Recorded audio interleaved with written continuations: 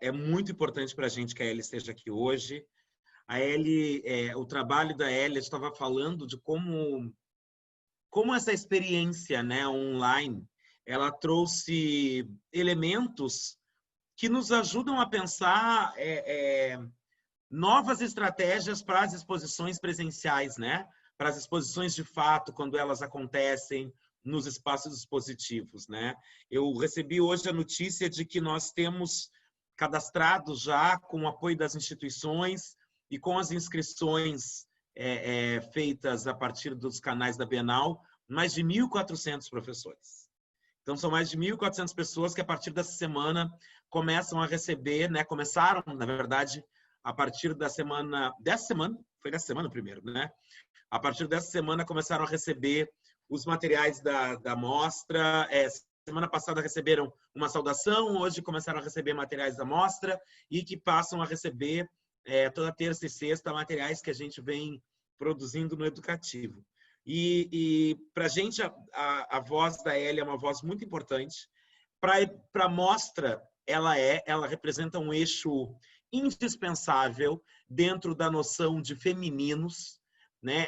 Esse S marcando esse feminino, ele deve muito à produção muito potente de algumas artistas, entre elas a Ellie de Bernardini.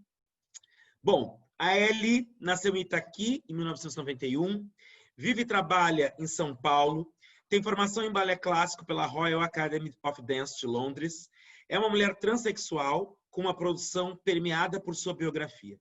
Suas obras abordam a intersecção entre questões de gênero, sexualidade, política e identidade com a história da humanidade e da arte. Seu trabalho vem sendo exposto em instituições nacionais como o Museu de Arte de São Paulo, MASP, Pinacoteca do Estado de São Paulo, Museu de Arte do Rio, MAR, Museu de Arte do Rio Grande do Sul, MARGS, Museu Nacional da República, Memorial da América Latina, MAC Rio Grande do Sul, Pivô Arte e Pesquisa, Farol Santander, Centro Cultural São Paulo, Museu Nacional da República. Participou da 12ª Bienal do Mercosul, está participando.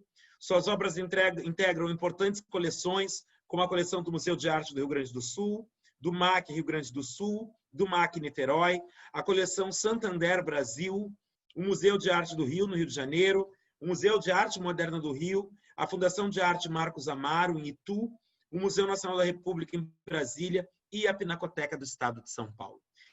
Então, por toda a potência da produção da Ellie, por todo o trânsito e as formas de movimento que a Ellie empreende nesse lugar tão complexo e tão intrincado, que são esses vários sistemas da arte brasileira, eu deixo vocês com a companhia da Ellie. Ellie, bem-vinda. Obrigado Igor. Pela presença. Obrigada, Igor. Obrigada, Cristina. Obrigada a todos, toda a equipe da Bienal, a Andréia, curadora. Desde o começo, esse projeto, sempre a equipe esteve muito próxima dos artistas, posso falar por mim, sempre esteve muito próxima de mim. É um prazer estar aqui com vocês. A gente teve um ensaio antes da pandemia para fazer um encontro, aí eu perdi o voo, depois tivemos a pandemia, aconteceu várias situações, meu voo foi cancelado na época, e aconteceram várias situações que infelizmente não podemos nos encontrar pessoalmente, o que eu acho que é fundamental quando a gente trata de questões acerca da sexualidade, acerca de gêneros. E aí, já puxando esse gancho para começar a nossa fala, por que é importante?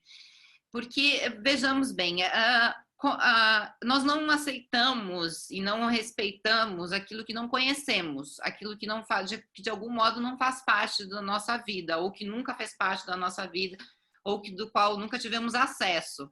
Então, conviver com mulheres transexuais, com mulheres travestis, com homens transexuais, com pessoas de gênero não binário, com todas essas pessoas que fogem a essa normativa social estabelecida, né, do qual a gente chama de heteronormatividade, ou seja, de que só existem dois gêneros, o feminino e o masculino, de que ser homem e ser mulher depende necessariamente do órgão genital que você nasceu.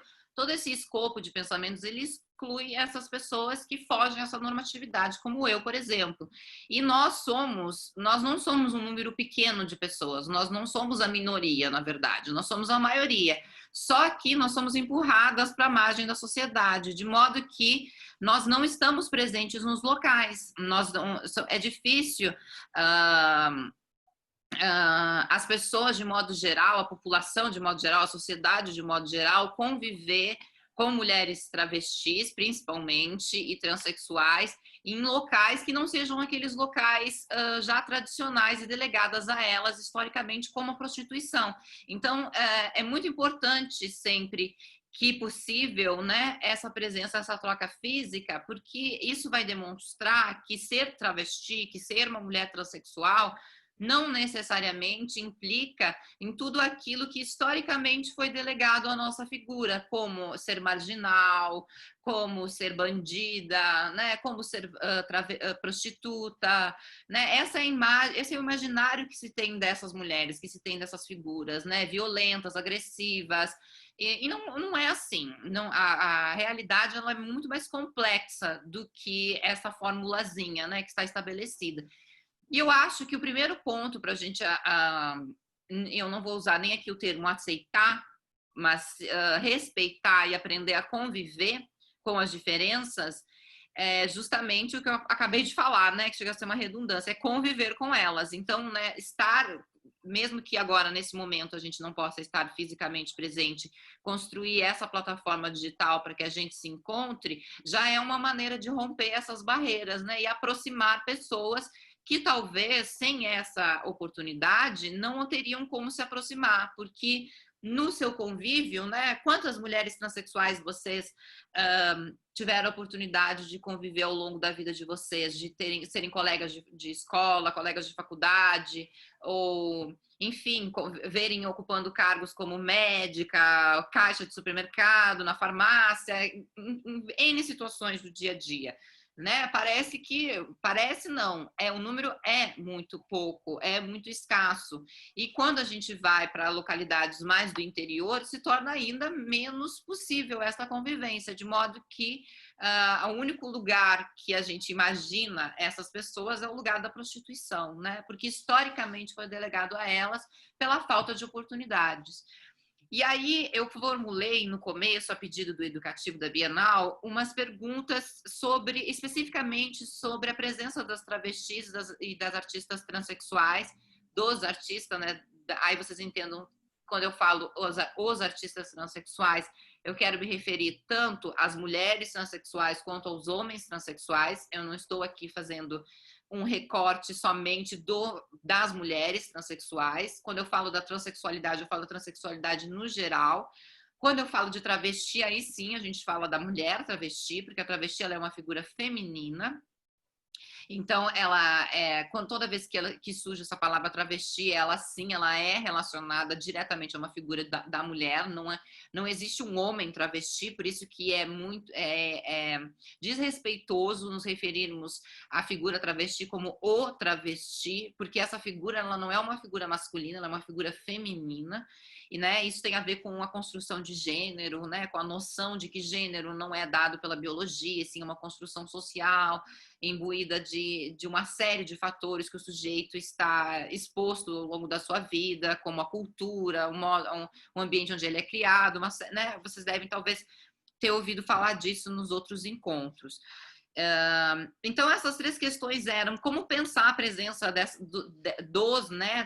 dos ou artistas trans no cenário da arte brasileira. E isso ainda é uma questão muito jovem, muito primária.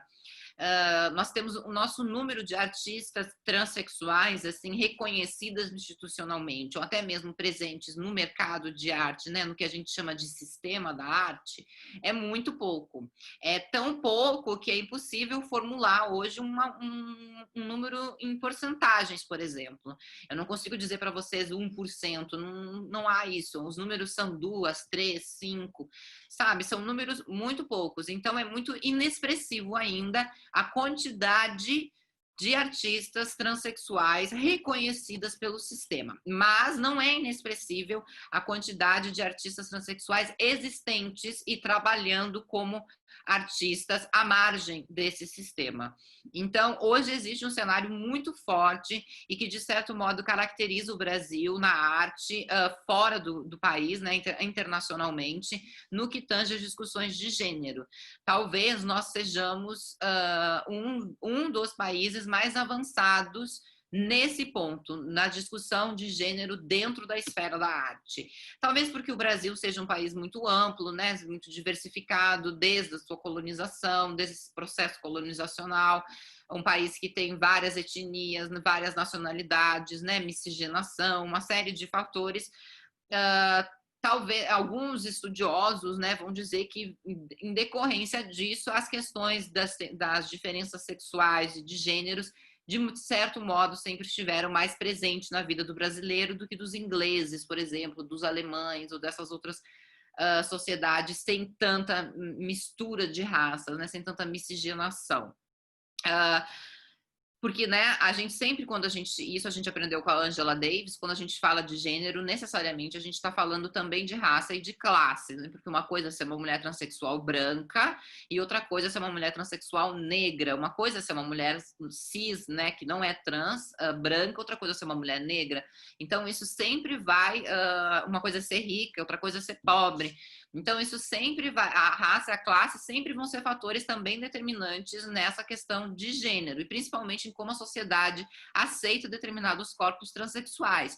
Eu tenho uma chamada passabilidade, né, que é uma característica inerente ao universo dos transexuais em geral, tanto homens quanto mulheres, de passarem socialmente com...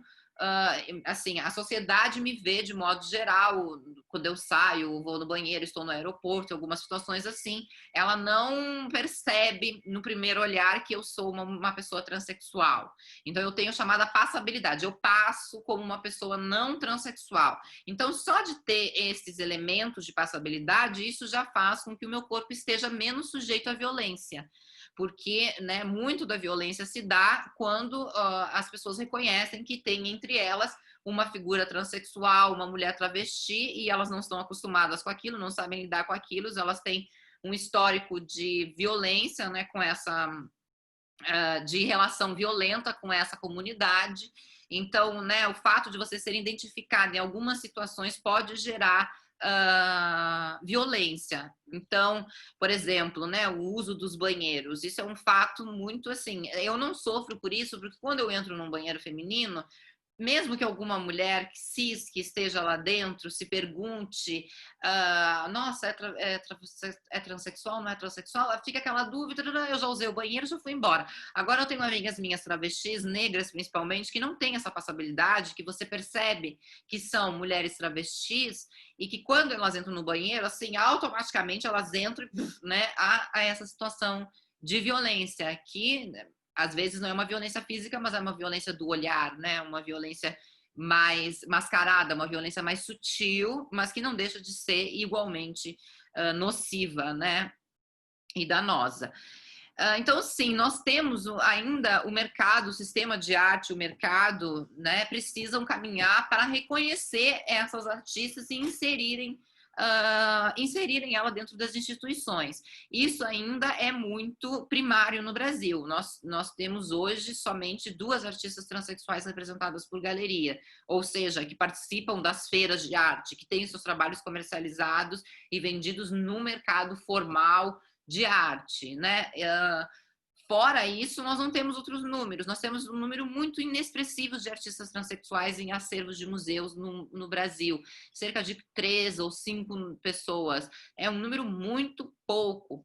Se nós formos olhar uma outra classe, né, de pessoas, um outro grupo de pessoas perseguidas e marginalizadas, como a comunidade negra, por exemplo, a gente, mesmo que esses números também sejam muito baixos, a gente ainda consegue formar uma porcentagem, falar em termos de porcentagem. Ah, tantos por cento de artistas negras no MASP. Em termos de transexuais, não, ainda isso não é possível. A gente fala de uma, duas, nós temos uma artista, duas artistas, entende? Então, os números são ainda inexpressivos. Mas a produção não, porque em termos críticos ela é reconhecida internacionalmente. Né? As artistas que trabalham com questões de gênero e sexualidade no Brasil têm um reconhecimento internacional, às vezes, muito maior do que artistas que, em termos de mercado, vendem mais. Então, artistas transexuais, né?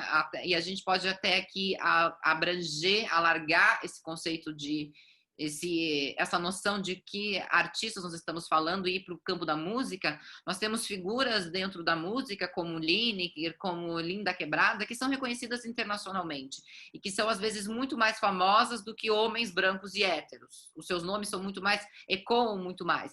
Então há uma certa expressão no que tange a visibilidade que nós estamos ganhando de uns anos para cá. Mas ainda não há uma retribuição no sentido monetário disso e no sentido de uma profissionalização do nosso trabalho, uma melhor condição de trabalho para a gente. Isso ainda não aconteceu, né? São raras as exceções dessas artistas, só que muitas delas, mesmo ganhando essa projeção de fama nacional e internacional, quando nós vamos olhar de perto a vida dessas pessoas, elas ainda continuam sendo pobres. E isso é muito controverso, porque quando a gente avalia, por exemplo, um cantor sertanejo, a gente vê que a ascendência da carreira dele, da fama, automaticamente ocorre com uma ascendência financeira. Uma coisa não está dissociada à outra. Ser famoso no Brasil é ganhar dinheiro, de certo modo. Isso não se dá ainda com essa produção de gênero e de sexualidade. O nível de reconhecimento, de conhecimento na esfera social ainda não se equipara à remuneração salarial, né? Muitas dessas artistas vivem ainda na pobreza, mesmo que a gente as reconheça e saiba quem são.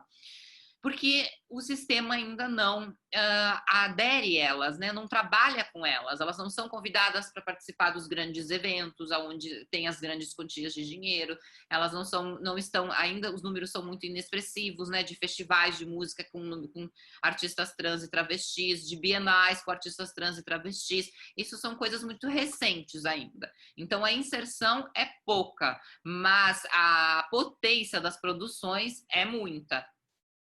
Uma outra pergunta que eu formulei, né, para a Bienal, se era uma artista transexual precisa abordar as questões da sexualidade necessariamente? Será que, sendo uma artista transexual, eu tenho a obrigação política de trabalhar com a questão da transexualidade no meu trabalho? Será que eu não posso simplesmente, sei lá, me preocupar com o meio ambiente, com a política, com outras questões que não necessariamente as questões da sexualidade?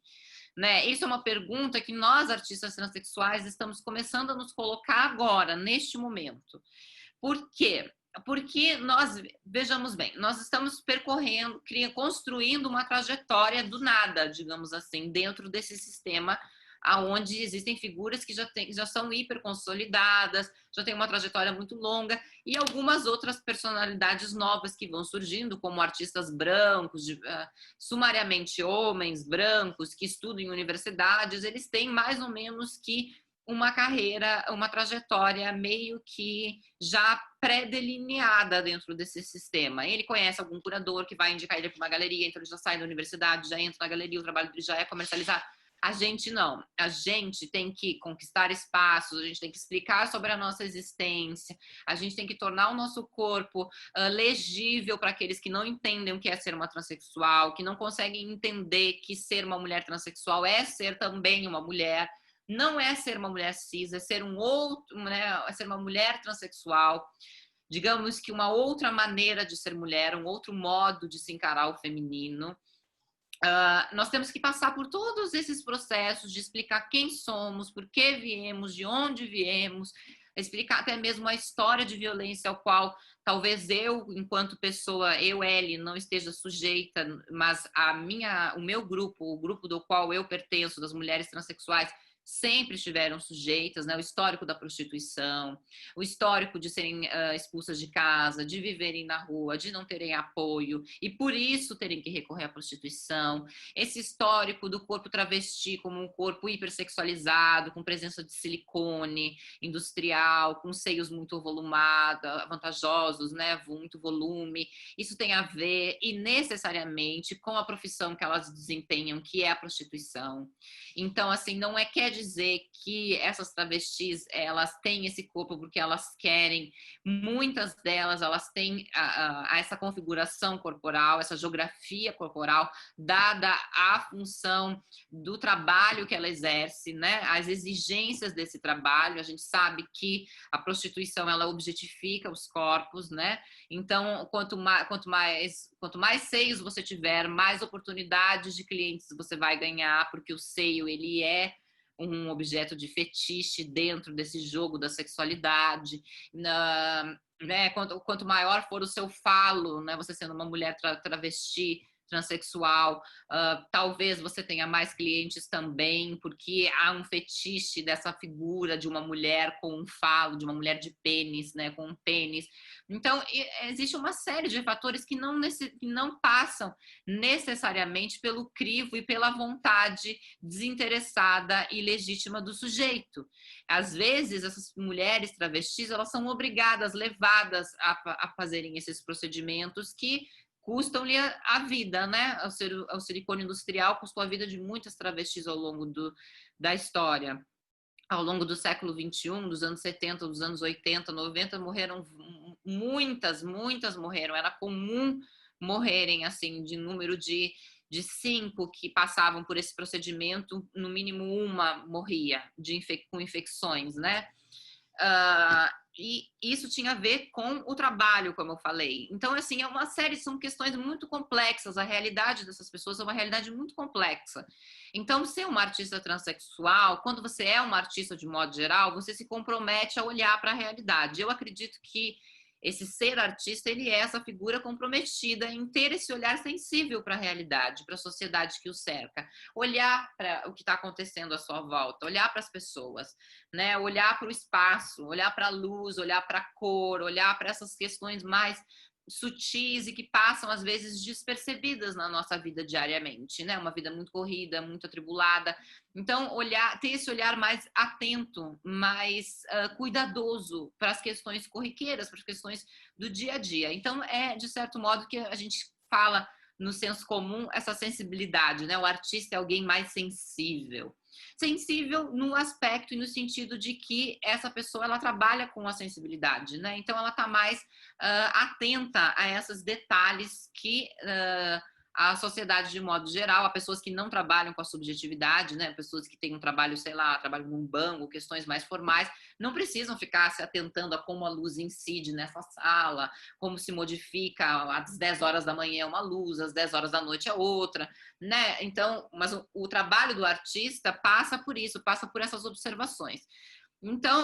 Então ser um artista transexual, você, assim, e aí eu falo a partir de mim mesma, conseguir estar aqui hoje com vocês, falando dentro da equipe da Bienal, dentro de uma Bienal de arte, que tem uma história, que tem uma importância no cenário da arte brasileira, estar aqui falando para vocês, isso gera, de certo modo, uma responsabilidade em mim.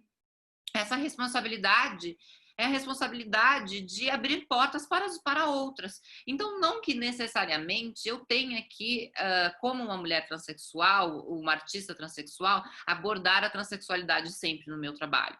Não, isso não é um pré-requisito para eu ser aceita no sistema. E não deve ser, né? O sistema não deve me ler, não deve me aceitar porque eu sou uma mulher transexual.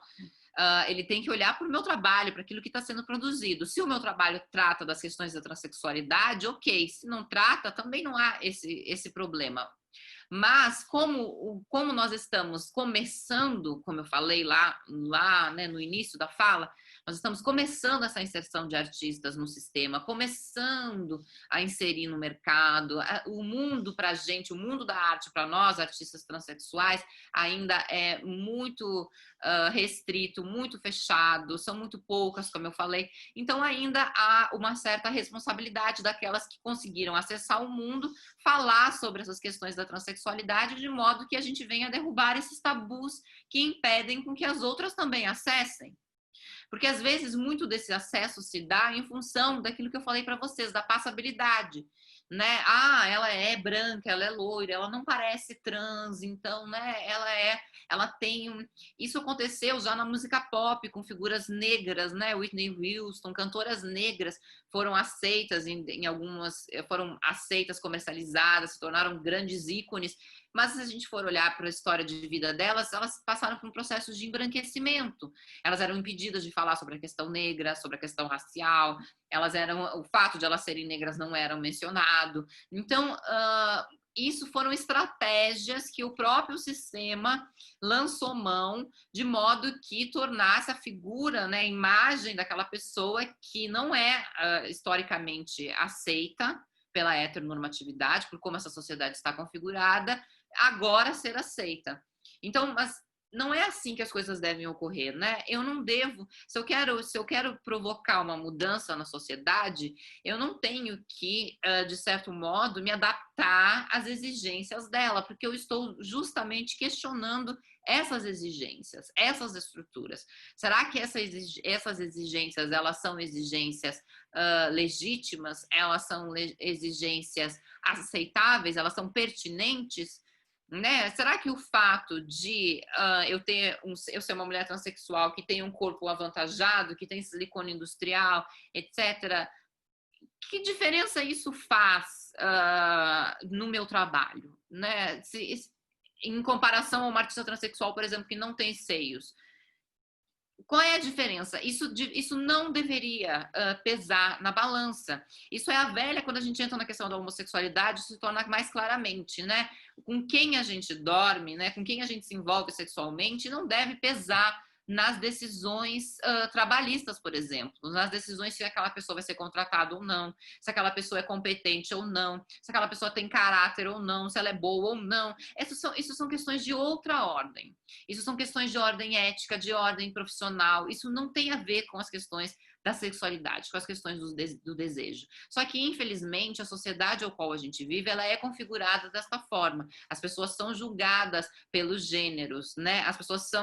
Os papéis estão divididos de acordo com o gênero. Os papéis sociais são deliberados, divididos e dados na sociedade de acordo com o gênero. Às mulheres é reservado o ambiente doméstico, o ambiente do lar, né? Aos homens é reservado a vida política, a vida pública, né? Às mulheres é reservado o cuidar dos filhos, o cuidar da família, o garantir, né, um casamento feliz. Aos homens é assegurado o trabalho, né, o trabalho fora de casa, o salário, porque é ele que vai sustentar a família. Então, isso, se a gente for adentrando nessas divisões, a gente vai ver que elas são sumariamente, principalmente pautadas numa divisão de gêneros. É porque existe uma divisão primária de categoria de gêneros, como feminino, masculino, homem e mulher, que todas as outras vão se dar por consequência. Primeiro, nós precisamos ter uma categoria de homem, para depois a gente incluir quais são as responsabilidades que essa categoria precisa ter. E assim acontece com as mulheres. Se nós delimitamos que a mulher é aquela que veste rosa, é aquela que é o sexo frágil, é aquela que cuida do filho, é aquela que fica em casa, é porque existe uma categoria para que a gente possa incluir todas essas características, o que a gente chama na filosofia de propriedades. Então, é porque existe a figura da mulher que nós podemos associar a ela todas essas coisas, o ambiente doméstico, o ambiente do lar, e etc, e assim por diante. Então, a existência da categoria de homem e de mulher, ela é o começo de tudo. É por onde se começam todas as distinções sociais. A primeira distinção que nós reconhecemos é se alguém é homem ou se alguém é mulher. É a primeira leitura que nós fizemos de um corpo, de um sujeito, mesmo sem saber o nome dessa pessoa, sem saber quem ela é, de onde ela veio, se é brasileira, se não é brasileira, se é da nossa família ou não é, qual é a leitura, qual é o crivo, qual é a primeira característica que nós imputamos àquele sujeito quando a gente olha para alguém, é se é homem ou se é mulher. E isso é muito interessante, porque a identidade de gênero, ela não é descritiva. Não é eu que digo, olhando para vocês, o que vocês são. Não sou eu que classifico os outros. Ah, eu tô olhando aqui para Cristina, eu tô vendo que ela tem cabelo comprido, que ela não tem barba na cara, ela é uma mulher. Não, é ela que diz para mim, é ela que comunica aquilo que ela sente que ela é. A identidade de gênero é autodeclarativa. Sou eu que declaro para os outros aquilo que eu sou. E esse eu sou, né? Esse ser, ele passa por uma série de fatores, por como eu me reconheço socialmente, como eu me apresento para a sociedade, que universos do feminino, do masculino eu me identifico mais, né? E sou eu que vou dizer para os outros aquilo que eu sou, não são os outros que vão dizer a partir daquilo que eles estão vendo. Então, só que geralmente e corriqueiramente ocorre o contrário, né? Nós categorizamos já o ser humano desde quando ele nasce como sendo homem e mulher, e essa categorização ocorre em função do sexo, ou seja, em função da presença de um órgão genital. Então, nós olhamos para aquele bebê quando sai do útero da mãe, né? Quando nasce, vem ao mundo, e se tem uma presença de um pênis, a gente diz, né? O médico declara, é menino. E a gente vai lá correr e fazer todo o enxoval do quarto da criança em azul. Porque historicamente, né, desde o século XVIII, o azul é uma cor atribuída ao universo masculino. E aí, se no ultrassom lá se identifica que tem uma vagina, a gente recebe a informação de que nós vamos ter um bebê menina. Aí a gente corre para fazer tudo em rosa, porque desde o século XVIII foi se estabelecido convencionalmente que rosa era a cor das meninas. Anterior ao século XVIII era o contrário, gente. Vestiam-se os homens de rosa, porque o rosa era uma cor quente, então os príncipes, os reis tinham que se sobressair, ter mais destaque do que as mulheres, e vestiam-se as mulheres de azul turquesa ou azul hortênsia, porque era uma cor relacionada, uma cor fria, então era relacionada à pureza, à sensibilidade, né? É uma cor de uma frequência mais baixa. Então, anterior ao século XVIII era o oposto. Depois do século XVIII, em função de alguns manuais manuais da medicina, da ciência, da religião, uma série de fatores, se há essa inversão das cores. Mas isso para demonstrar para vocês que tudo é uma construção social. Tudo é uma construção social. Nada está dado, de certo modo, pela natureza, no que tange a essas questões de gênero e de sexualidade. Gostar de homem, gostar de mulher não é uma determinação, porque eu nasci com um determinado órgão genital que escolhe gostar de outro órgão genital. Não é porque eu tenho um pênis que o meu pênis vai se interessar somente por vaginas, ou que eu tenho uma vagina e minha vagina vai se interessar por pênis. Não é porque eu tenho um pênis que você é um homem, não é porque eu tenho uma vagina que você é uma mulher. Essas questões, elas são muito mais complexas do que esse pensamento naturalista, do que esse pensamento que recorre à natureza, nasceu assim e etc., tenta justificar. Não é assim que as coisas se dão. O sujeito é mais complexo. A construção da identidade do sujeito passa por fatores muito mais complexos. Nós não temos essa obrigação, né, enquanto artistas transexuais, mas temos talvez essa responsabilidade social, dado o fator de que ainda somos muito poucas dentro do sistema.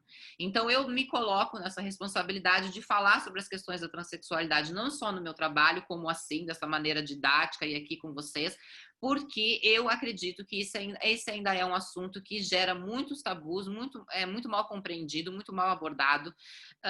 E eu, como sendo uma mulher transexual, eu posso, digamos assim, falar em primeira pessoa de como é esse universo. É óbvio que eu não tenho experiência da prostituição, eu nunca me prostituí, nunca precisei, felizmente. Eu não tenho a experiência de viver na rua, então tem várias experiências das quais eu não posso falar, porque eu não as vivi. Mas eu convivi com pessoas, trabalhei com pessoas que tiveram essas experiências. Então, de modo geral, eu posso sim representar a classe das mulheres transexuais e falar para vocês como é esse universo de modo geral, né?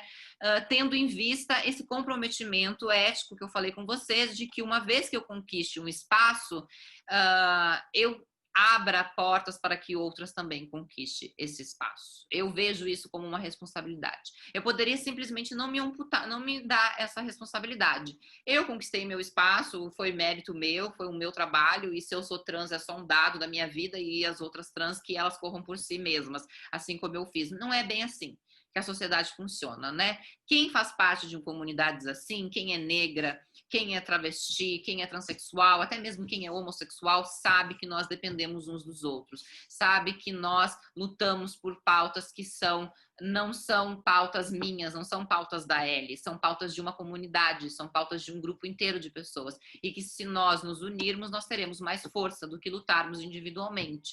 Né? E, aliás, devemos combater esse individualismo, porque muito da violência que é pregada ao nosso corpo, que é delegada à nossa existência, ela é uma violência pautada por esse pensamento individualista, né? Por esse pensamento de que o sujeito ele tem que correr atrás por si mesmo para conseguir as coisas, de que os louros na vida vêm conforme o que você plantou, né? Todos esses discursos meritocráticos, a gente vê que não é bem assim, né? A travesti, a mulher travesti, a mulher transexual, o homem transexual, muitas vezes ele é expulso de casa quando é jovem, não tem oportunidade de estudar. Então, como é que essa pessoa vai se desenvolver, vai ter acesso ao conhecimento, se ela precisou se prostituir para comprar comida? Então, é uma série...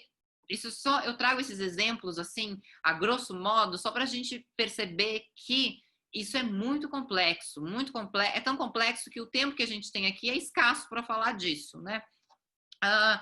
Agora, entrando um pouquinho na instalação da Bienal. A instalação da Bienal, ela ganha esse título transdialética, porque ela esse título transdialética é uma tentativa que eu, enquanto artista transexual, tenho de reescrever a história, né? Como o Lucas falou no começo, o Lucas não, desculpa, o Igor falou no começo do meu currículo, no meu trabalho, eu tenho essa preocupação de interseccionar as histórias da sexualidade com a história da humanidade da arte e de procurar as lacunas, né? Aonde a gente foi apagada, aonde escreveram mal os nomes das mulheres, algumas personalidades, né, femininas ou transexuais, quem são essas artistas que existiram transexuais no século passado que a gente não sabe.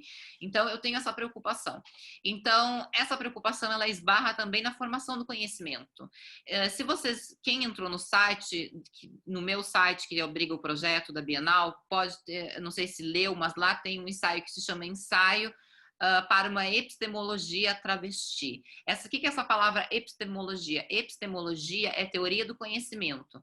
Então, quando eu proponho um ensaio para uma epistemologia travesti, traduzindo isso, né, para uma linguagem mais comum, eu quero propor como que será que nós, travestis, transexuais, dada todo esse histórico de mundo que nós temos, né? Nós vivemos num mundo completamente à parte do mundo de que um homem cis branco vive. Então, nós temos um olhar a respeito da realidade bem diferente do que outras pessoas, até mesmo do que talvez vocês.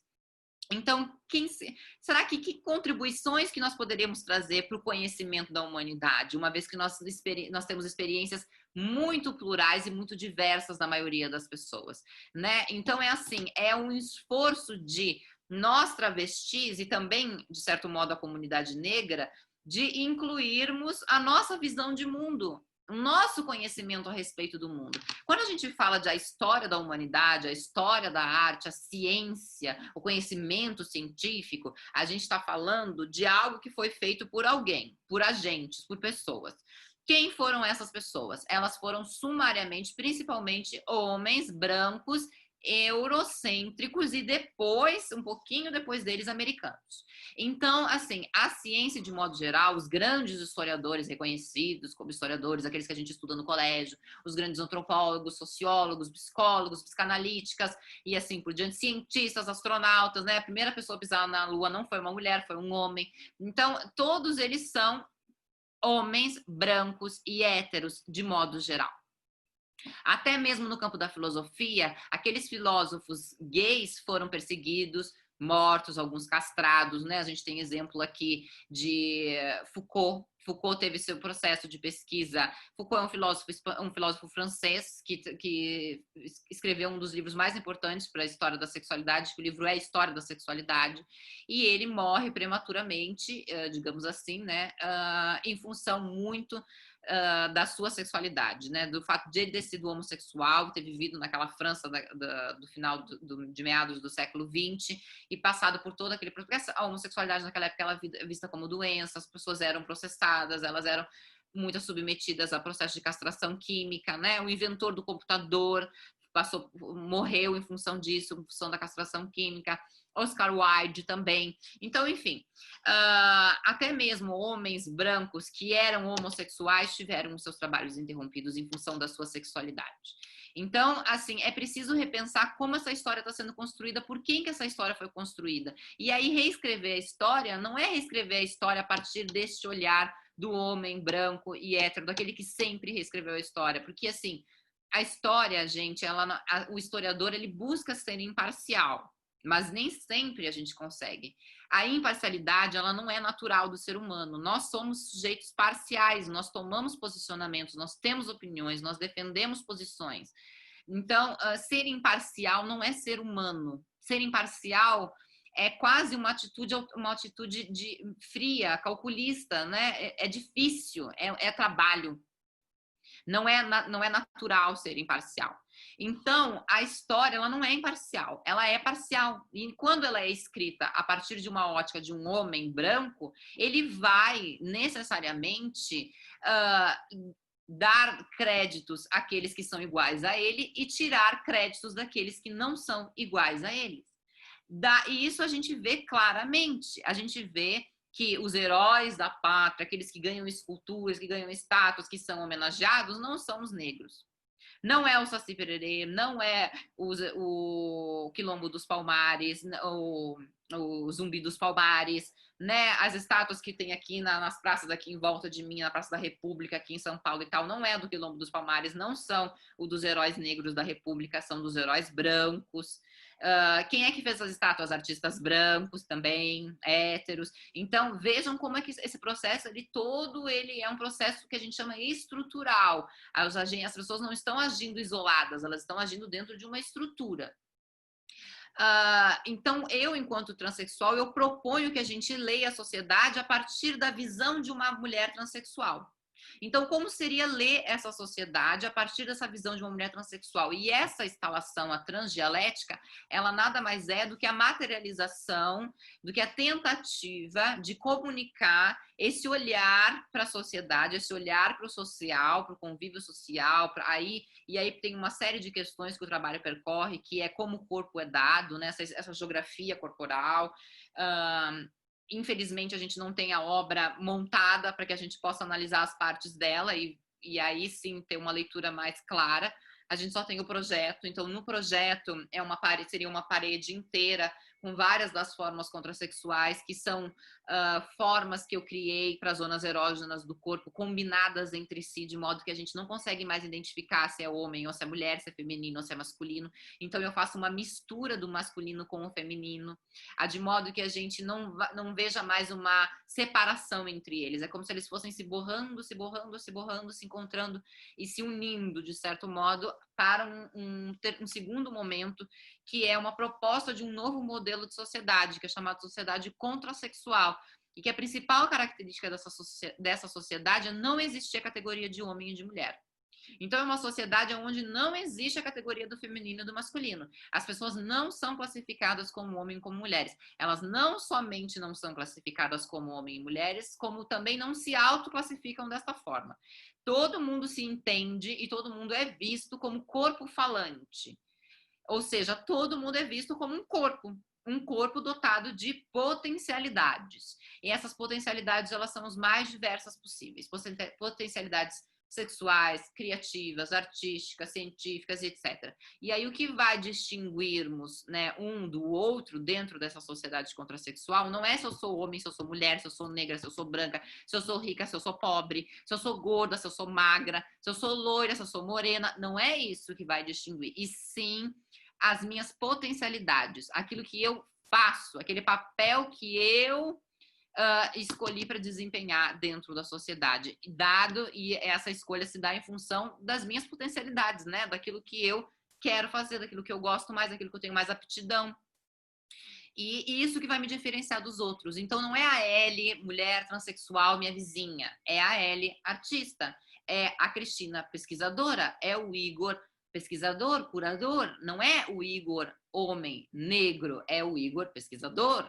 Não é a Cristina, mulher. É a Cristina, pesquisadora. É a Cristina que trabalha na Bienal. É a Cristina que tem um trabalho dentro do mundo das artes. É assim que essa sociedade contrasexual distingue as pessoas, a partir das suas potencialidades e não a partir dos seus gêneros. E aí as divisões dentro dessa sociedade, tudo, uma vez que não existe mais feminino e masculino, não existe mais a justificativa de que as mulheres têm que cuidar da casa e os homens têm que trabalhar, porque não existe mais o feminino e o masculino, não existe mais a categoria de mulher e a categoria de homem. E aí, por consequência, aquilo que é destinado ao homem nem aquilo que é destinado à mulher.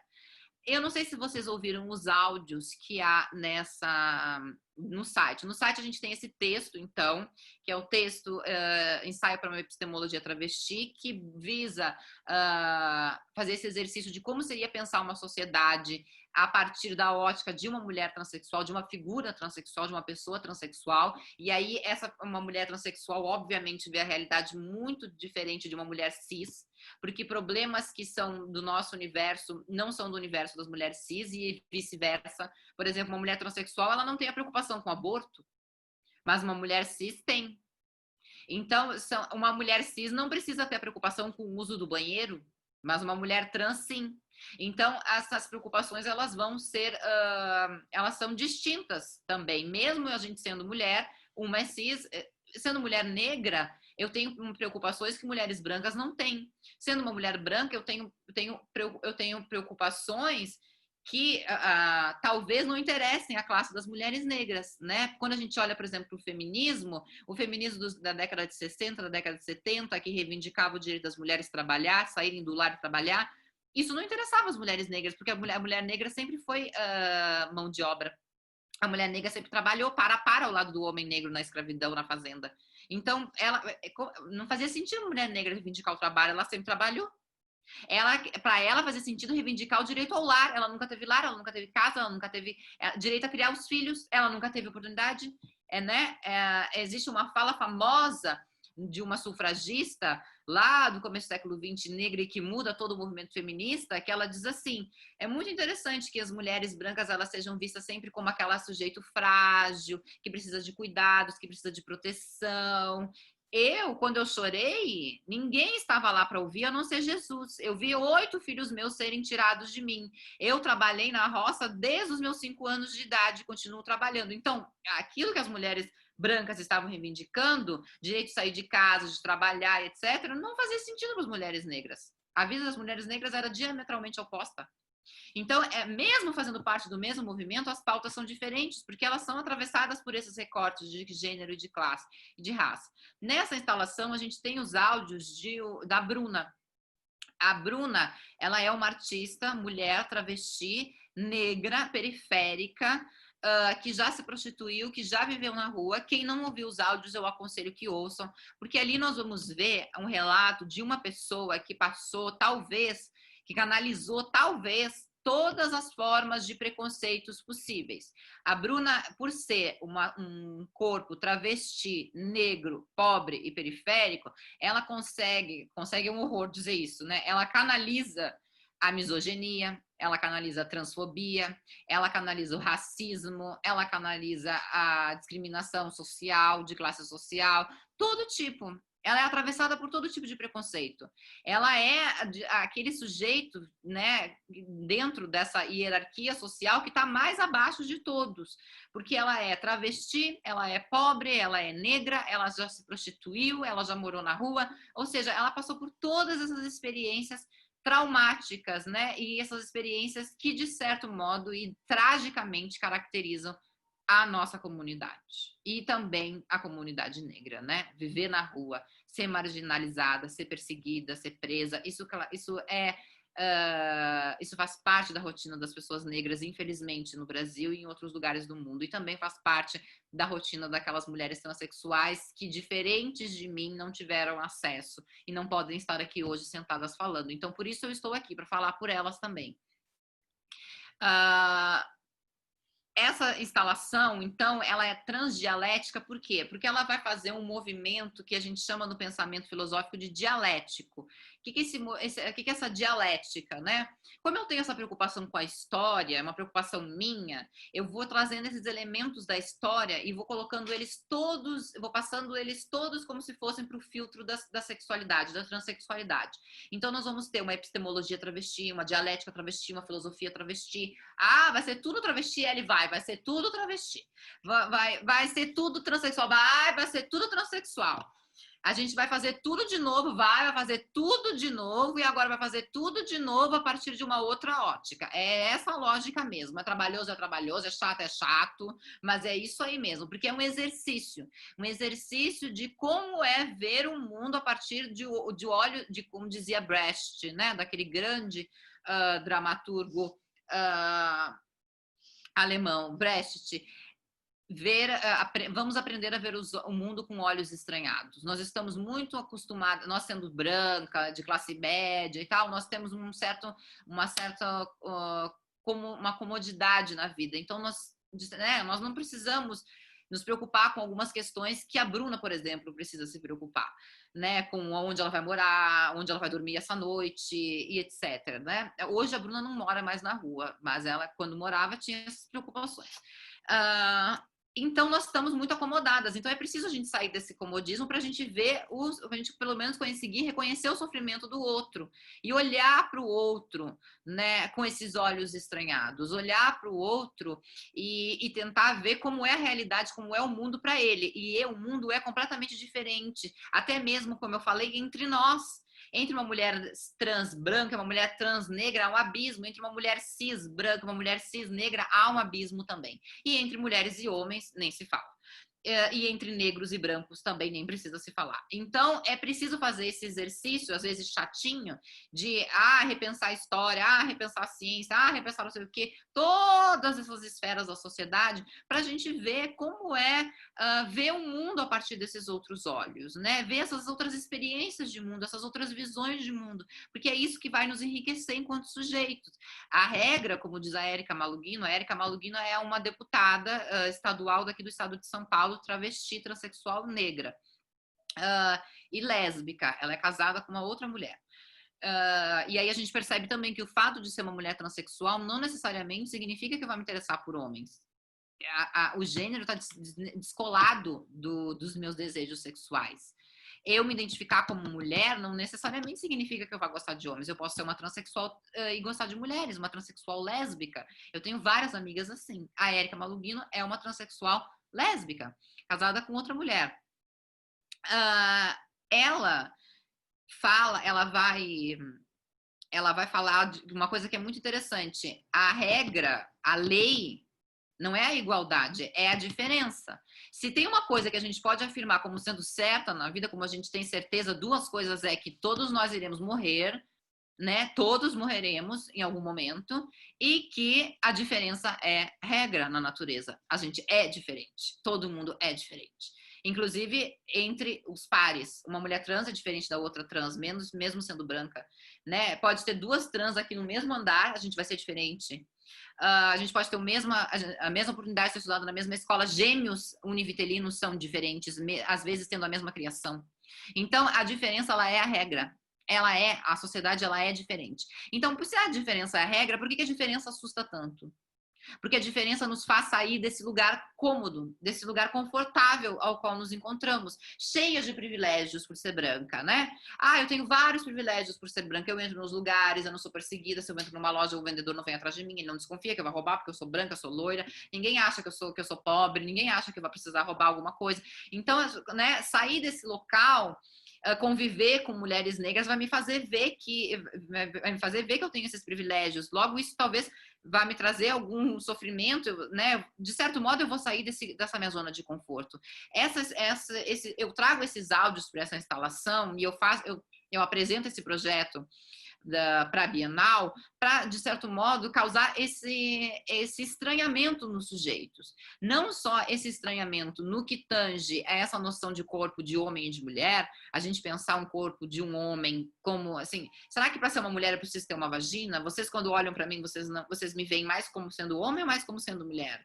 Eu não tenho vagina, eu não tenho seios, eu nunca tomei hormônio, nunca tomei pílula, nunca fiz nenhuma cirurgia, nunca fiz cirurgia estética. Eu sou menos mulher trans do que de uma mulher trans que tem peito. Será que eu preciso ter peito para ser mulher? Não, será que, né? Minha avó teve câncer, tirou um seio, viveu metade da vida sem um seio. Ela era menos mulher por ter um seio só. Então, essas questões, o meu trabalho, ele busca abranger. Mas incluir os áudios da Bruna traz uma riqueza a mais para o trabalho, porque é um exercício de você ouvir em primeira pessoa o relato de alguém que viveu aquilo, que viveram essas experiências. As experiências que nós, brancas, né, de classe média, consideramos as piores possíveis. A experiência da prostituição, da violência, de viver na rua, da pobreza, da marginalidade. A gente considera isso como sendo o fim da vida, né? O estágio final da vida. Né? Se nós um dia, a gente pensa assim, se um dia eu tiver que viver na rua, morar na rua, minha vida acabou, né? Não tem mais sentido eu seguir vivendo. A Bruna fala no áudio dela que ela encontrou na rua uma afetividade que nunca ela tinha encontrado em nenhum outro lugar, nem no ambiente familiar, nem em nenhum ambiente doméstico. Na rua, na praça onde ela morava, que fica atrás da Pinacoteca de São Paulo, ninguém olhava para ela com olhos estranhos, com olhos discriminatórios. Ninguém que vivia ali na praça discriminava ela por ser travesti e transexual. Agora, quando ela entrava dentro de uma farmácia, de um supermercado, onde estão teoricamente as pessoas que leram e que estudaram, aí ela sentia discriminação.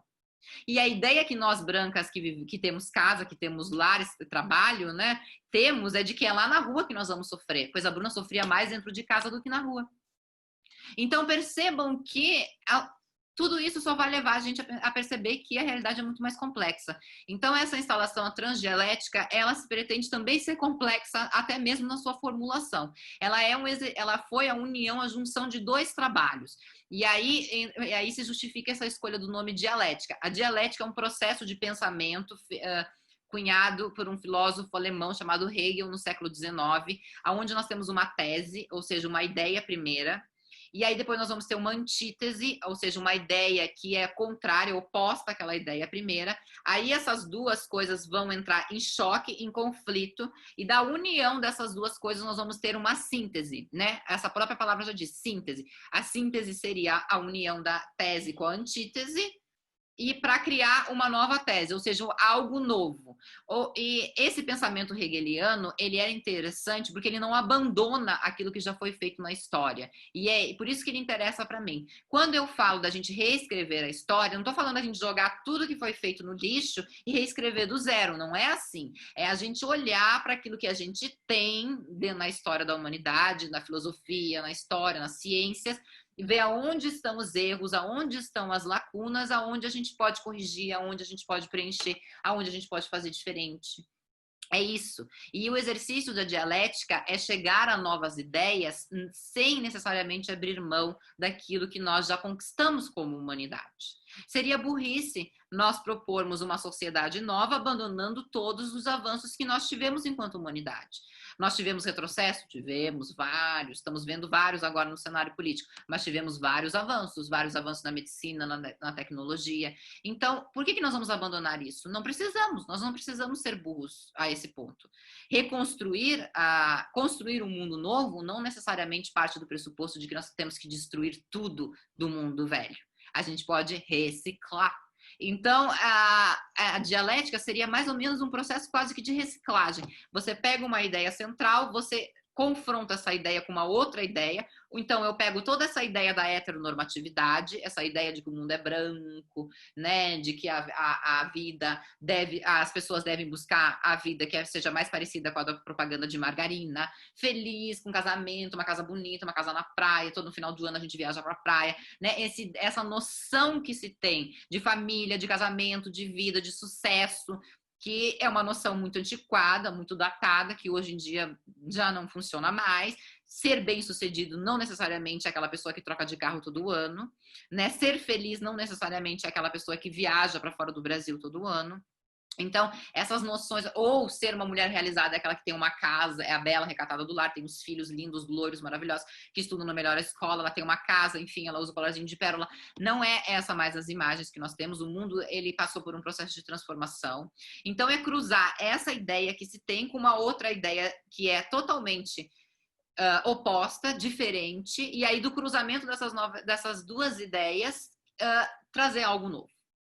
Então, ali eu cruzo essa noção de mundo, essa visão de mundo da Bruna, que é uma visão de mundo que eu não tenho, como eu falei no começo, uma experiência que eu não tive na minha vida, da prostituição, viver na rua, ser negra, eu não sou negra, e cruzando com essa noção de sociedade futura, de contrassexualidade futura e de como o corpo está construído. A mulher tem que ter 2 seios e uma vagina. O homem não tem seio, tem barba na cara e um pênis.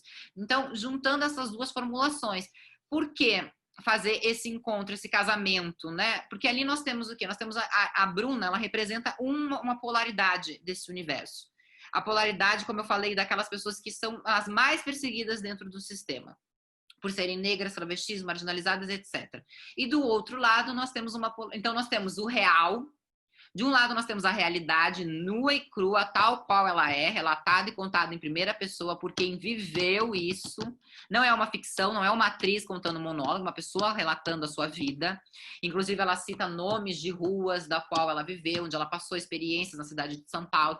Isso é um trabalho, uma instalação que eu fiz em 2018, chamado Bruna, Cidade, Feminilidade e Dissidência. Eu trabalhei com a Bruna durante 3 meses aqui em São Paulo, numa residência. Eu ganhei uma bolsa de residência e eu fiz um trabalho em cima da vida da Bruna. Durante 3 meses, eu e a Bruna, nós convivemos indo em locais de prostituição na cidade de São Paulo, locais próximos aos grandes centros de arte. Então, a gente pegou o Mapa das Artes, que é um mapa que tem aqui em São Paulo, que chama Mapa das Artes, onde mapeia as galerias, os museus, onde é que ficam essas grandes instituições. Todas elas ficam no eixo central da cidade de São Paulo. E é onde também se localizam os maiores centros de prostituição travesti da América Latina. Então, assim, onde nós temos um museu de um lado, na frente do museu nós temos o maior centro de prostituição da América Latina. Então, de um lado nós temos a arte sendo exposta e do outro os corpos sendo expostos. Então, eu ia, e muitos desses locais a Bruna passou, a Bruna viveu, a Bruna trabalhou. Então, eu passava com a Bruna, e a Bruna é uma artista. Então, como é para ela ser uma artista que, sabe, ela quer chegar lá, mas ela tá aqui. Ela entende? Parece que só tem uma rua entre elas, né? A Pinacoteca tá desse lado, a Estação da Luz tá aqui. A Pinacoteca é um dos museus mais importantes da América Latina. A Estação da Luz é um dos maiores centros de prostituição da América Latina. Então, ó, como que se encontram, né, esses dois mundos? Então, a Bruna é a realidade. A contrassexualidade é a utopia. É onde nós queremos chegar. É essa nova ideia. Essa nova ideia, ela é utópica. Esse modelo de sociedade, ele é utópico. Quando a gente fala numa sociedade futura, que não tem gênero, etc, tá ok, tudo é lindo, maravilhoso, mas como que se dá isso na prática? E como que se dá isso levando em conta uma série de pessoas que não têm recursos, que não têm acesso? Como é que vão desenvolver suas potencialidades? Se não tem acesso, não tem recurso, precisam se prostituir, vender o corpo para comer, para sobreviver. Então, nós estamos cruzando a realidade com o ideal. E aí, cruzando a realidade com o ideal, a gente chega no que eu chamo de transdialética, que é a obra em si, que é a instalação em si, com o projeto em si, que pretende pensar como seria essa sociedade futura. Essa sociedade onde conviveria transexuais, negras, não transexuais, né, ricos, pobres, etc., conviveria o real, né, com todas essas divisões, com todas essas segregações sociais e esse ideal que seria essa sociedade sem divisões, sem segregações, que ainda é um futuro muito distante, né? Um futuro assim ainda muito distante. Não é nem a médio prazo, é a longo prazo. Então a instalação é isso, é um exercício de pensamento. É um trabalho de arte que tem por trás algo bem específico, tem uma função bem específica. Propor para as pessoas um exercício de reflexão. Pensar como seria a sociedade se ela fosse mais justa, se ela fosse mais igualitária. Pensar o que um corpo precisa ter para ser considerado homem e mulher. Essa é uma parte da instalação que as pessoas precisariam ver, presenciar, tocar, para sentir. E, infelizmente, isso falando assim parece muito abstrato, e porque é uma parte material, formal. A gente precisa ver as formas misturadas umas com as outras para a gente desconstruir na mente essa noção de que o corpo feminino tem 2 seios.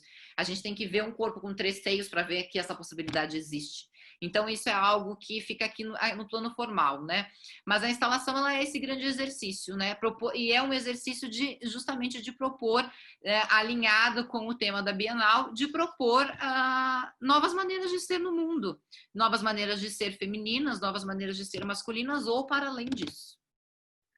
E para concluir, e aí fazendo o gancho com o que eu comecei a falar, com a primeira pergunta que eu coloquei aqui para a gente na roda, que é: uma artista transexual tem a obrigação necessariamente de abordar no seu trabalho a questão da transexualidade? Aí eu quero falar agora e pedir para a Cris colocar aqui para a gente a imagem do ensaio do Encontro do Rosa com Azul. Essa série de trabalhos, ela é a série mais recente de trabalhos que eu venho desenvolvendo. Por que acontece? Como eu falei para vocês, ser uma artista transexual, ser reconhecida no sistema, ele passa por uma série de fatores, né? Eu tenho que apresentar a minha pesquisa tem que ter tem que ser lida como sólida, tem que ter curadores que vão discutir, etc. Uma série de coisas, né? Como, digamos assim, eu já passei por esses estágios, eu sou uma artista, digamos assim, em ascensão, né? Dentro das hierarquias tem artistas os iniciantes, os em ascensão, os consolidados, eu sou uma em ascensão, né? Eu tô no meio caminho, digamos assim. Não sou nem mais uma iniciante, também ainda não sou uma consolidada. Tô no meio caminho. Então agora eu começo a me perguntar, será que eu não posso falar enquanto sujeito universal? Será que eu não posso me preocupar? Eu sou uma mulher transexual. Será que ao longo de toda a minha vida enquanto artista, o meu trabalho ele tem que necessariamente passar pelas questões da transexualidade? Será que eu sou obrigada a ter que sempre falar sobre o que é ser travesti, o que é ser transexual no meu trabalho, uma vez que eu já falei sobre isso? Eu já fiz várias séries de trabalhos que falam sobre isso, eu já participei da Bienal falando sobre isso, eu já participei do MASP, na Histórias Feministas, falando sobre isso. Será que eu devo continuar falando sobre isso? Enquanto artista, isso pode ser uma perda para mim, porque isso me limitaria. Porque os outros artistas, os homens brancos principalmente, eles não têm essa preocupação. Eles falam do meio ambiente um dia, depois do outro dia eles falam do aquecimento global, sei lá, falam da pandemia, depois eles vão falar do racismo, eles falam do que eles quiserem e como eles quiserem. E o mercado consome, as pessoas acham lindo, maravilhoso, expõe, é convidado para exposição, etc. Agora eu, para ser aceita no museu, eu tenho que sempre estar com aquele rótulo de artista trans. É como se a minha presença dentro de algum local, de alguma exposição, de alguma amostra, de alguma coleção, ela fosse como preencher uma cota. Tem uma cota aqui que precisa ser preenchida, chama a L. A gente precisa de uma artista trans, porque agora fica feio a gente fazer uma exposição e não ter uma artista trans. Chama ela. E porque ela tem um trabalho que fala sobre isso e ela é artista trans. Então, por quê? Né? Se os outros artistas eles são convidados para exposição de acordo com o trabalho deles, com a qualidade do trabalho deles, não de acordo com a identidade deles de gênero. Por que eu tenho que ser escolhida de acordo com a minha identidade de gênero e meu trabalho ser um fator secundário?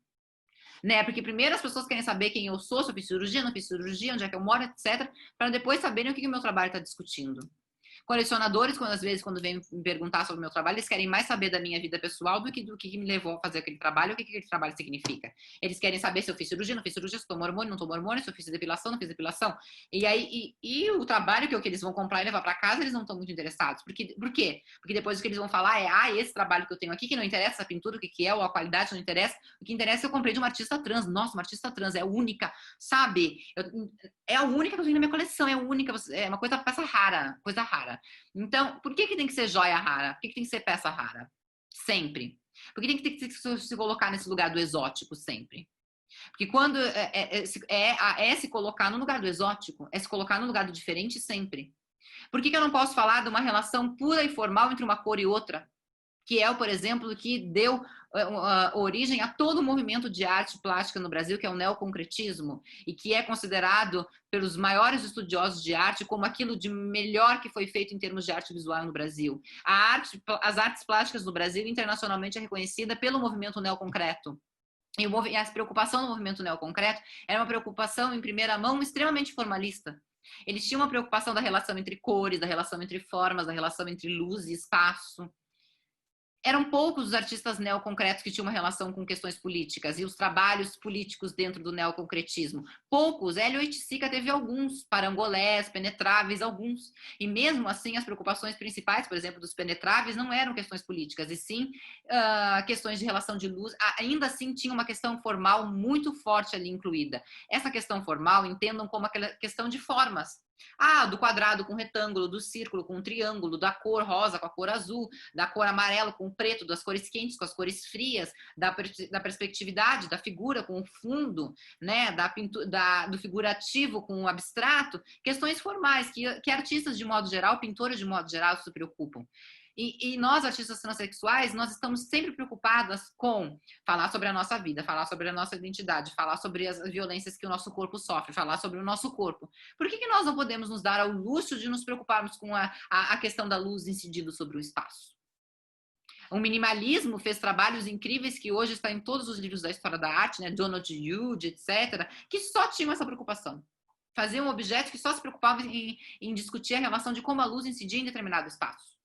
Uma luz azul, uma luz rosa, uma luz quente, aí botavam filtros nas janelas, botavam gelatinas, né? Botavam aqueles papel celofane nas janelas para ver como que se discutia isso, como é que a luz incidia, que reflexo fazia no chão. Não tinha ninguém estava sendo salvo, não tinha nenhuma comunidade sendo defendida, nada, era uma questão puramente formal. Então, e os grandes movimentos da história da arte, né, o chamado arte pela arte, os grandes movimentos, eles são aqueles movimentos de arte que têm sumariamente preocupações formais. E aqui eu só vou me preocupar em me ater ao neoconcretismo, porque é o que interessa a nós brasileiros. Né? No Brasil, se no campo das artes plásticas, o que nós consideramos, a gente for perguntar o que foi feito de melhor no mundo das artes visuais no Brasil, na história da arte moderna, em termos gerais, né? É o neoconcretismo brasileiro. Os maiores artistas foram os neoconcretos, né? Os grandes nomes que a gente cita, todos eles são neoconcretos. Amilcar de Castro, Lígia Clark, Lígia Pape, todos eles fazem parte do movimento neoconcreto. E aí? Como é que fica a arte política? A arte engajada?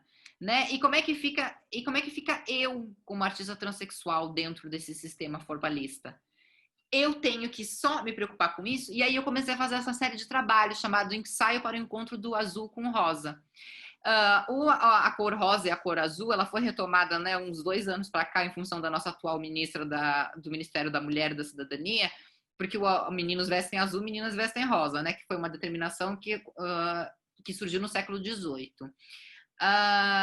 E que vem historicamente, né, até hoje. Nós brasileiros temos essa mania, né, de descobrir o sexo da criança para depois comprar as roupas, arrumar o quarto e fazer todo o resto. E aí, se a gente não quer saber, a gente faz tudo de amarelo, como se amarelo não tivesse gênero. Azul tem gênero, rosa tem gênero, mas amarelo não. Né? Então, cor não tem gênero, mas socialmente foi delegado um gênero a elas. Ok, então eu vou usar dessas socialmente. Então, como eu estou propondo uma sociedade que borra o que é ser homem, o que é ser mulher, e de certo modo destrói essas categorias de homem e de mulher, eu passo isso, então eu pego toda essa discussão, essa preocupação em borrar essas categorias de gênero e até mesmo destruí-las, e agora eu transponho só para a preocupação formal entre rosa e azul. Isso é uma abstração do trabalho, né? É você abstrair ainda mais, você refinar, não no sentido de que o trabalho agora ele é mais interessante, ele é mais... Não, refinar no sentido de que você vai tirando mais elementos, né? Vai deixando a coisa mais refinada, como se fosse refinar uma bebida, né? Você vai tirando elementos, deixando só ela destilada, né? Pura. Então, aqui eu tô me preocupando com algo que é puro e inerente ao mundo das artes plásticas, que é a relação cor, como as cores se relacionam no plano bidimensional, no plano da pintura, né, especificamente. E aí surge esse ensaio. E esse ensaio do encontro do rosa com o azul, formalmente, você pode passar pra gente, Cristina? Aí agora você pode ir passando, passa uma foto, aí deixa um pouquinho, passa outra. Então, ele vai se apresentando você olha, você não vê aqui falo, você não vê nenhuma discussão sexual sendo colocada explicitamente aqui. Mas se a gente for se atentar só para essa questão de que socialmente o azul e o rosa são questões que ganharam gênero, e aqui eu estou trabalhando a relação de um com o outro, pautada nessas noções que eu construí ao longo do meu trabalho, da contrassexualidade, de pensar uma sociedade sem gênero, esse trabalho se torna automaticamente político. Só que ele é formal. Então, percebam um movimento que isso automaticamente é feito só pelo fato de eu ser uma pessoa transexual, uma artista transexual, mesmo que eu me preocupe com questões formais e formalistas, elas acabam, em última instância, se tornando questões também políticas. Mesmo que agora eu vá fazer trabalho só em branco, em preto, isso vai ser também... isso vai dar também a possibilidade de ser lido como político, porque aí vai ser aquela artista transexual que não se preocupa mais em falar sobre as questões da transexualidade e que se dá o luxo de só fazer trabalhos que relacionam o branco com o preto. Ou seja, não tem nenhuma questão de gênero ali envolvida, mas o meu trabalho ainda assim vai ser lido como aquela artista transexual que não fala das questões da transexualidade. O mundo da arte funciona dessa forma. Ele vai categorizando as pessoas, ele vai colocando os artistas em caixinhas, desde as mais simplórias, como ser pintora ou escultora, até as mais complexas, como ser uma artista política ou uma artista formalista, uma artista que não tem preocupações políticas.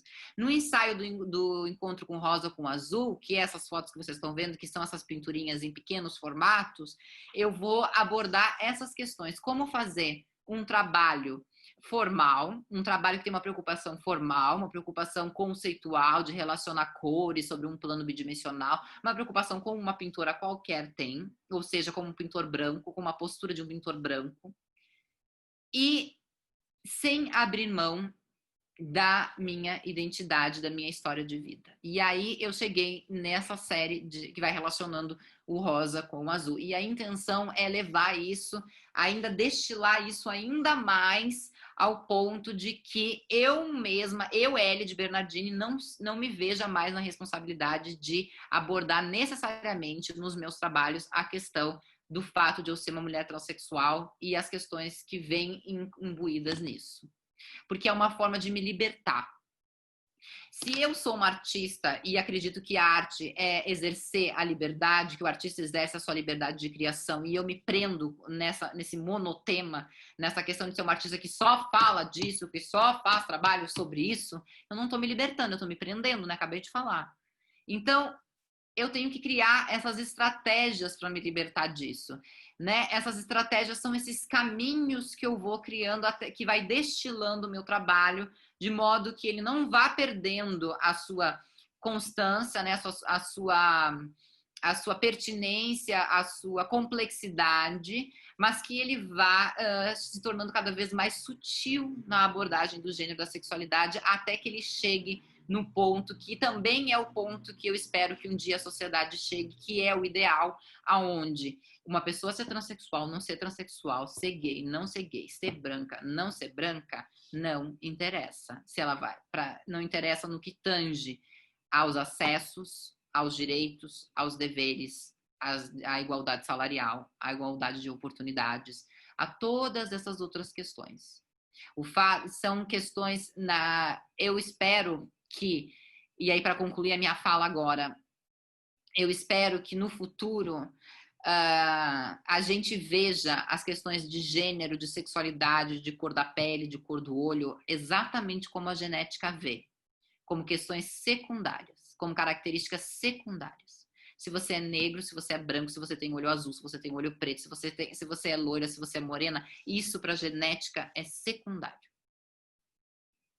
Não interessa. E a genética, ela não determina homem, não determina mulher, ela determina sexo macho e sexo fêmea, de acordo com células. Então, eu espero que daqui a alguns anos eu venha aqui falar para vocês, em vez de eu falar sobre todo esse universo da transexualidade, eu posso falar de um trabalho em específico, ou de uma série inteira de trabalhos. E aí falar por que eu escolhi essa cor, não aquela cor, por que eu escolhi essa forma, não aquela forma. Percebam, eu ainda não posso fazer isso. Para eu fazer isso, para eu chegar aqui, isso só chegou no fim da minha fala. Porque para eu chegar nesse nível de discussão abstrata, sendo uma mulher transexual, uma artista transexual, eu ainda preciso passar pelo processo de legitimação da minha presença dentro do sistema. E aí conquistar esse espaço necessariamente passa por me afirmar quanto uma artista transexual. E aí é importante, sim, nesse momento da história, eu me afirmar como artista transexual. Seja eu falando e trabalhando com temáticas da transexualidade ou não. Por que que é importante? Porque nós estamos escrevendo a história, reescrevendo a história. Nós precisamos ter nomes para colocar lá. Nós precisamos criar referências para a geração futura. Referências que eu não tive quando eu comecei a estudar arte. Porque que nos livros que eu tinha acesso não constavam nomes de artistas transexuais. Eu achava que não existiam. Depois é que eu fui descobrir que existiam. Mas eu tive que descobrir por conta própria. Então é importante, não é necessário que uma artista transexual faça trabalho sobre transexualidade, mas é importante que ela se coloque sim dentro do sistema como uma artista trans. Mas isso é algo para este momento, não é para o resto da vida, não é para a vida toda. É um momento específico de abertura de portas, de conquista de espaços e de oportunidades, de construir essas pontes, de reescrever a história, de incluir nomes que não existem nos livros, para que no futuro isso não seja mais necessário. Hoje, um homem hétero, branco e cis, na biografia dele, não consta esse dado. O Igor, quando leu a minha biografia, que eu mesma escrevi, diz, é uma mulher transexual. As biografias dos artistas homens brancos, e até mesmo homens negros, mas principalmente os homens brancos e héteros, não consta isso. Você não lê lá fulano de tal, artista homem, branco, hétero. Mas na minha biografia, a gente lê. Elis Bernardini, artista transexual. Infelizmente, a gente lê isso hoje. Mas também, felizmente, a gente lê isso.